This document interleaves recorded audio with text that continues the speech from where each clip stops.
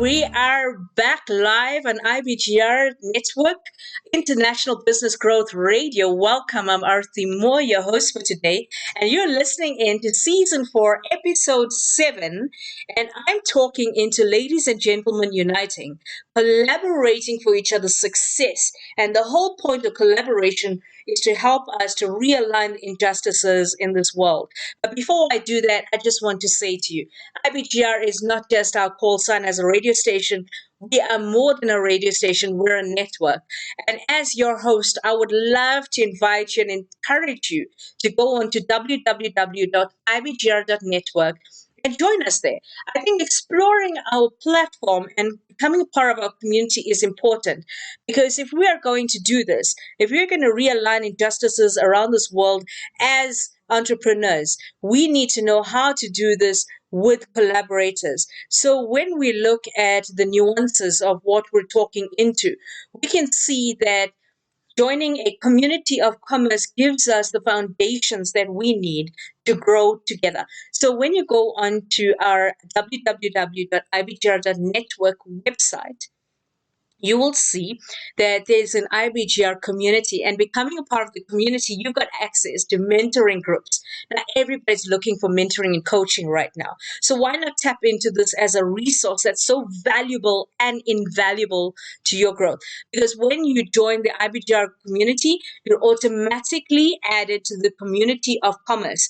Now, the community of commerce is a great place to network and connect with our entire community. So you can also join your favorite on-air talent.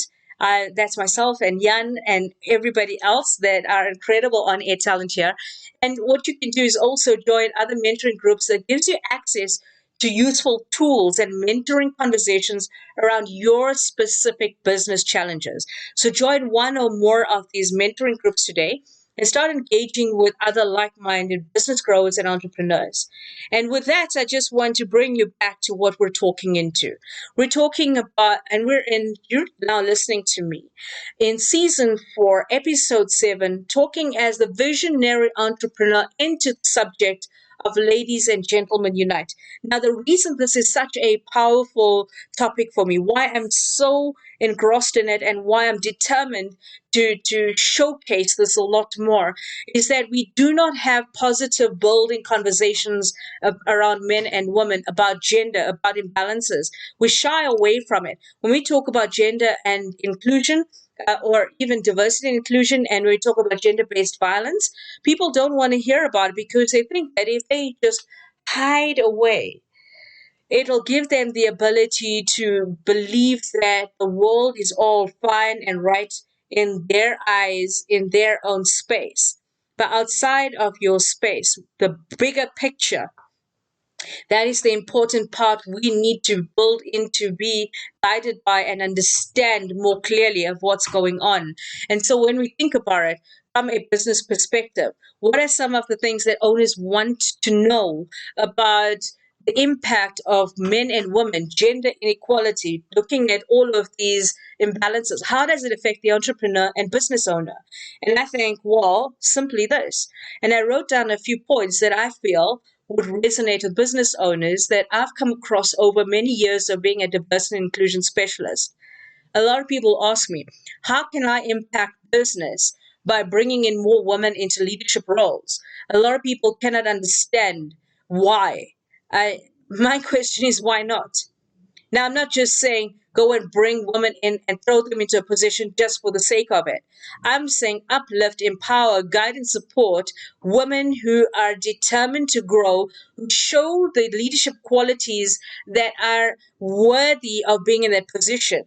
I'm not talking about doing a window dressing exercise. I'm saying that if you are intentional in looking for talent, you will find talent. If you're intentional in only looking for people who suit you, then there's a challenge with that. You will only find the people that suit you, and with that comes the blinkered mentality that nobody else exists. And you need to be cognizant of that fact because in our world, there are many talented people of both genders, and yet you find that in the work environment, generally women are overlooked. So I would ask you, Why would you do that? Or why do people do that? It's because they've become so complacent and comfortable that they are fearful of somebody actually stepping up where they have not stepped up. It's as simple as that for me. It's no longer a thing about gender. It's about some people have become so ambitious and determined and are looking at their self growth and their leadership skills so strongly that a lot of people are afraid that they will be stepped over by being included. You are actually making sure that you do not have that happen to you. Because there are people who are stepping up all over the place, regardless, whether they're young people, whether they're older people. And I'm saying that do not discount the generations that are crying out to be included in the work environment. So when I'm saying, ladies and gentlemen, unite, I'm not dumbing it down to a gender because I'm saying that we need to get to that point where we see the value of the human being, regardless of where they come from, regardless of their age or their culture or their language or the background. I'm saying include people because they're worth it. And so when we look at some of the other questions from an own perspective, will diversity and inclusion make a difference to the bottom line in my business? Absolutely yes. We should not even be asking that question in this day and age. Because to have diverse knowledge, diverse interactions, diverse experiences, diverse talent, then why would you not include that? Why would just one way of thinking make sense to you? If we are in an environment of who I are in technology, we need to step up and innovate. Why would you not include as many talented and gifted people as possible, regardless of whether they've got a disability or not, regardless of their sexual orientation, where they come from, the background, and the circumstances that you believe limits them? Because then again, I'm going to say it might be your belief system that you need to take a look at it. Be very careful how you approach this.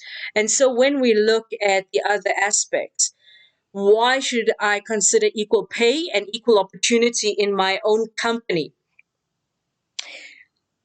Okay, now that begs an even bigger question of why not. You see, equal pay and equal opportunity it's directly related to the ability of the person to be productive at the level that you expect. That is where equal pay and opportunity comes in. You do not limit it and say equal pay and opportunity just because we're talking about gender here. Let's remove the word gender. Let's say, as a human being, do they deserve to be properly remunerated for their efforts, for the value that they bring to the work environment, regardless whether they're a man or a woman? Suddenly your perspective changes. You're no longer limited to who you remunerate one over the other, and you remove favoritism. And that's a dangerous game that a lot of people play. And then they cannot understand why there's an uprising or why people find that there's an imbalance in the work environment. Okay, you need to actually step up differently. Another question: what value do men and women bring to each other on a professional basis? My answer to that is everything. What value do men and women bring to each other on a professional basis? Everything. There is a different thoughtfulness in the masculine energy, and there's a different thoughtfulness in the intuitive feminine energy. Now, I'm not a feminist and I'm not anti men, but I am pro life. I am pro perspective. I am pro clear thinking. I am pro common sense.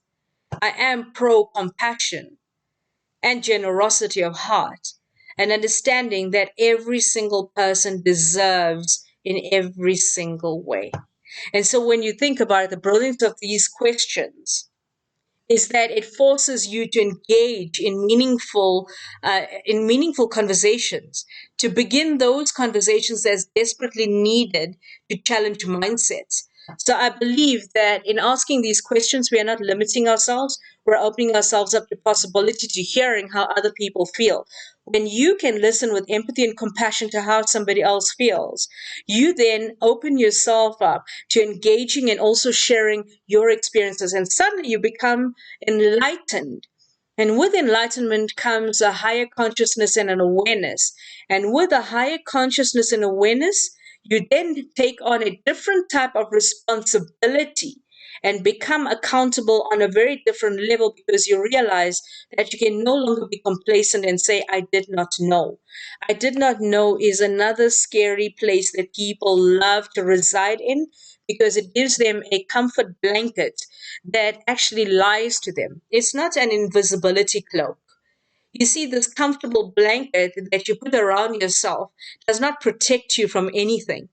What is protecting you from is actually acknowledging the truth of situations.